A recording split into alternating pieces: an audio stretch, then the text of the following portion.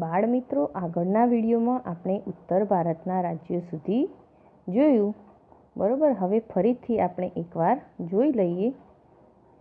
તો જે રાજપૂત રાજવીઓ હતા એમને 700 થી 1200 વર્ષ વચ્ચેના 500 વર્ષના સમયગાળા દરમિયાન મોટાભાગના ઉત્તર ભારત અને દક્ષિણ ભારત પર એમને શું કર્યું? વર્ચસ્વ જમાવી લીધું. અને તેમ કરીને એમને હિન્દુ સંસ્કૃતિને પ્રજ્વલિત રાખી. ત્યાર પછી હર્ષવર્ધન પછીનો સમયગાળો, એમાં 7મી સદીમાં હર્ષવર્ધનના અવસાન બાદ ઉત્તર ભારતમાં તેમના વિશાળ સામ્રાજ્યનું નાના નાના રાજ્યોમાં વિભાજન થયું.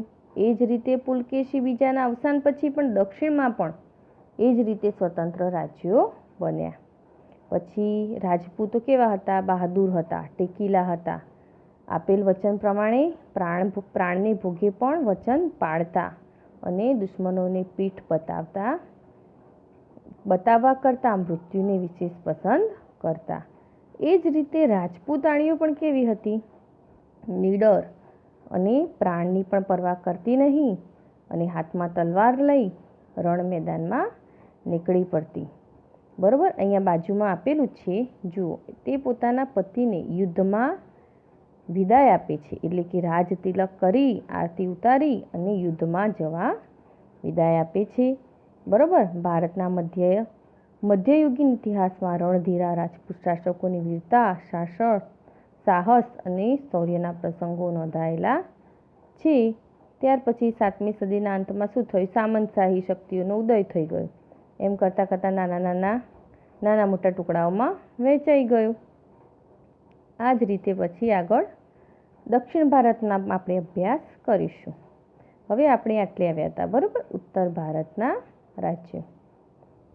ગુર્જર પ્રતિહાર સામ્રાજ્યના પતન બાદ કનોજનું જે ગઢવાલ રાજ્ય, બરાબર, બુંદેલખંડ, એને બીજા જેજાક ભુક્તિના નામે પણ ઓળખાય છે. બુંદેલખંડને બીજા કયા નામે ઓળખવામાં આવે છે? જેજાક ભુક્તિના.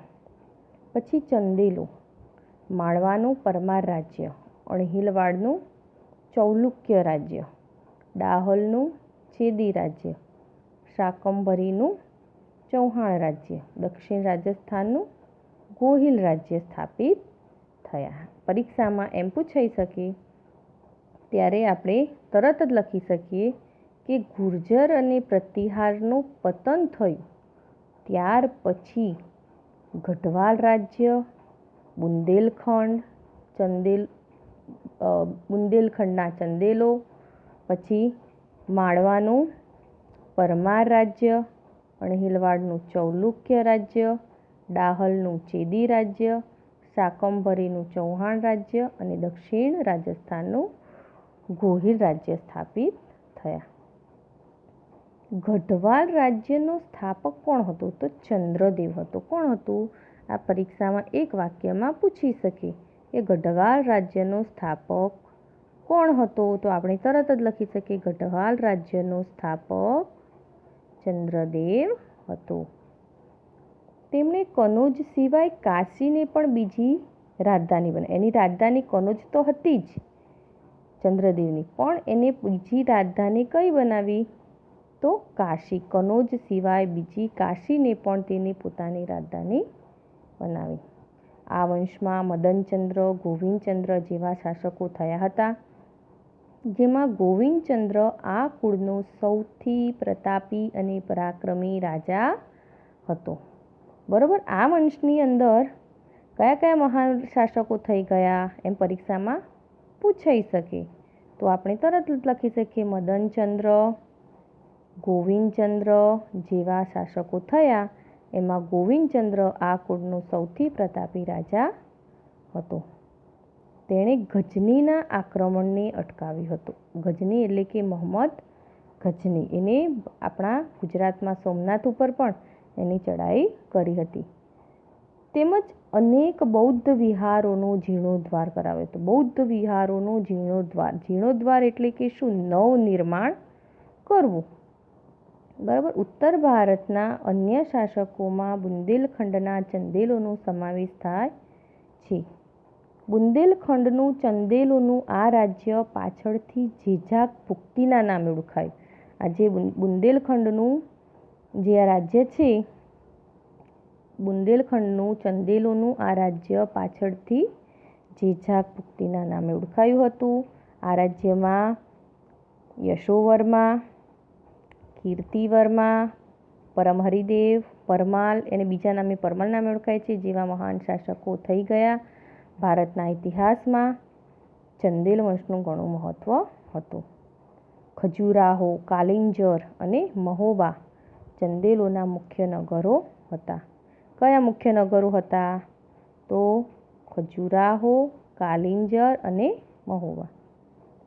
ખજુરાહો તેના ભવ્ય મંદિરોને લઈને તીર્થસ્થાન તરીકે પ્રખ્યાત હતું.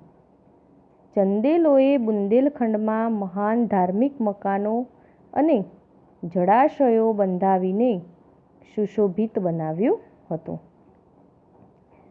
માળવાનો પ્રદેશ પ્રાચીન કાળથી અવંતી અથવા ઉજ્જૈનીના રાજ્ય તરીકે જાણીતો છે.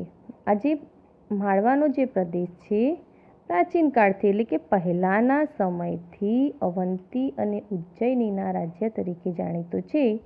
ઈસવીસન 820માં કૃષ્ણરાજે પરમાર વંશની સ્થાપના કરી. ક્યારે? તો ઈસવીસન 820માં કૃષ્ણરાજે પરમાર વંશની સ્થાપના કરી.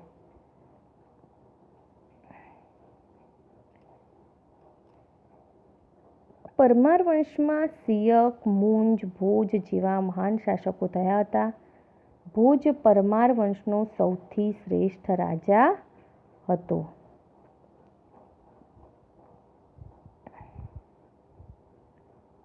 જોઈએ આપણે તો પરમાર વંશમાં સિયક, મુંજ, ભોજ જેવા મહાન શાસકો થયા હતા. ભોજ હતો એટલે કે રાજા ભોજ હતો એ પરમાર વંશનો સૌથી શ્રેષ્ઠ રાજા હતો. તેની ખ્યાતિ ભારતના એક આદર્શ લોકપ્રિય રાજા તરીકે હતી. અહીંયા જુઓ બાજુમાં આપેલો જ છે રાજા ભોજનો ફોટો. બરાબર. રાજા ભોજ તેની ખ્યાતિ ભારતના એક આદર્શ લોકપ્રિય રાજા તરીકે હતી. રાજા ભોજે ધારા નગરીમાં એક મહાશાળાની સ્થાપના કરી હતી. રાજા ભોજે શું કર્યું હતું ધારા નગરીમાં? તો એમ પૂછાય તો આપણે તરત જ લખી શકીએ તો રાજા ભોજે ધારા નગરીમાં એક મહાશાળાની એટલે કે મોટી શાળાની સ્થાપના કરી હતી.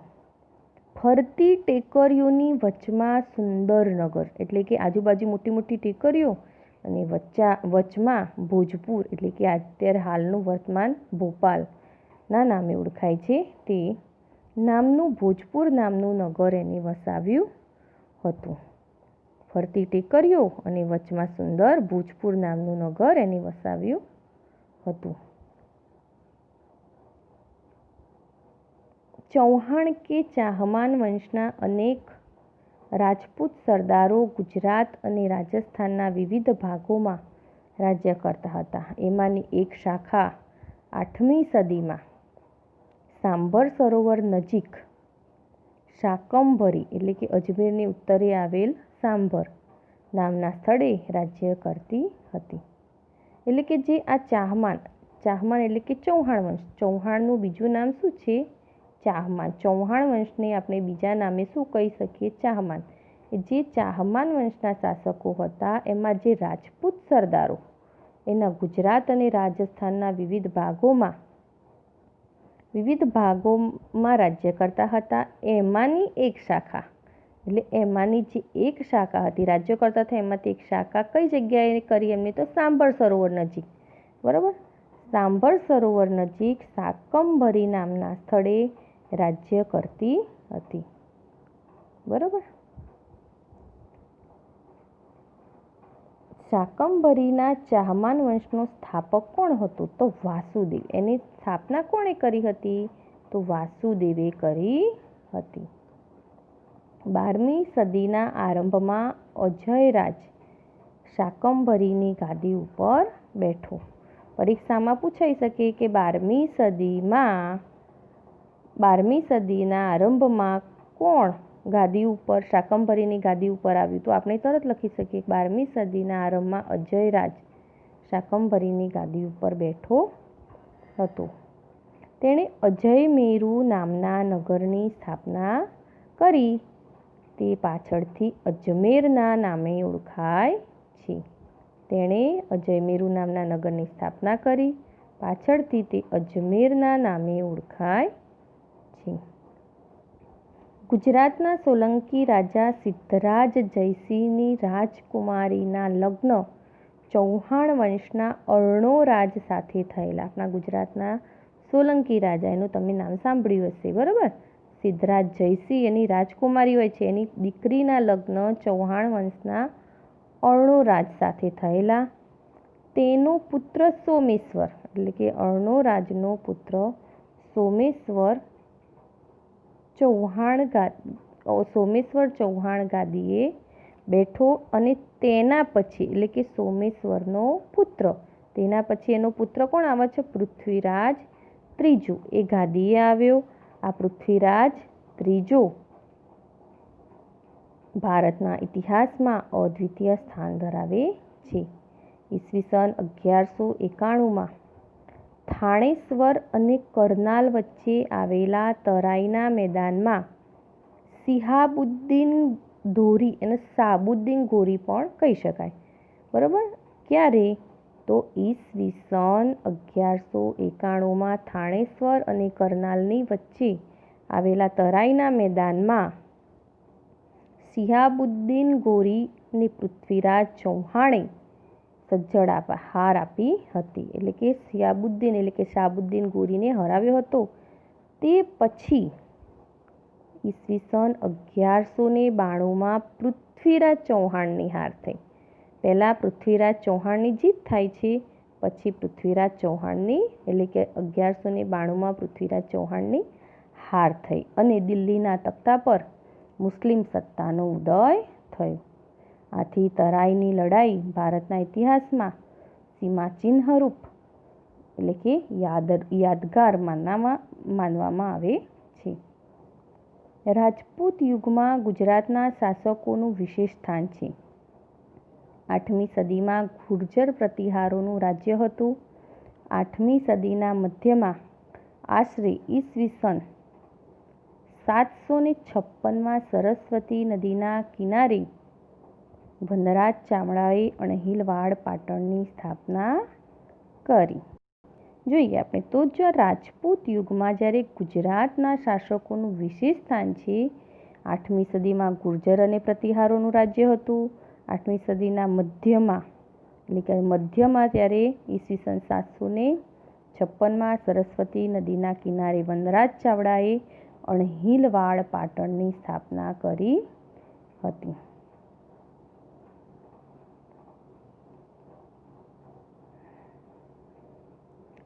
પોતાના બાળ મિત્ર અણહિલ ભરવાડના નામ પરથી વનરાજ ચાવડાએ નવીનગરનું નામ અણહિલવાડ પાટણ રાખ્યું હતું. આજે વનરાજ ચાવડા છે એનો મિત્ર, એનો અણહિલ ભરવાડ નામ હોય છે, બાળ મિત્ર હોય છે, એના નામ પરથી વનરાજ ચાવડાએ એના નગરનું નામ શું પાડ્યું? તો અણહિલવાડ પાટણ નામ રાખેલ. એવી માન્યતા, સામાન્ય માન્યતા છે. આ સમયે ગુજરાતમાં, સૌરાષ્ટ્ર અને કચ્છમાં ચાવડા વંશના શાસકો થયા. અહીંયા જુઓ, વનરાજ ચાવડાનો રાજ્યાભિષેક થતો અહીંયા આપણને આ બાજુના ફોટામાં જોવા મળે છે. એનો રાજ્યાભિષેક બતાવ્યો છે, બરાબર? પછી અહીંયા જુઓ, વિચારો સાચી મિત્રતાના પ્રસંગો, જેમ કે જુઓ અહીંયા આપણે એક ઉદાહરણ આગળ જોયું વનરાજ ચાવડાનું અને અણહિલ ભરવાડનું. અને બીજું કે તમે શ્રી કૃષ્ણ સિરિયલ પણ જુઓ છો, એમાં તમે સુદામા અને શ્રી કૃષ્ણની મૈત્રી વિશે પણ તમે જાણ્યું હશે. એમની મિત્રતા પણ કેવી હોય છે?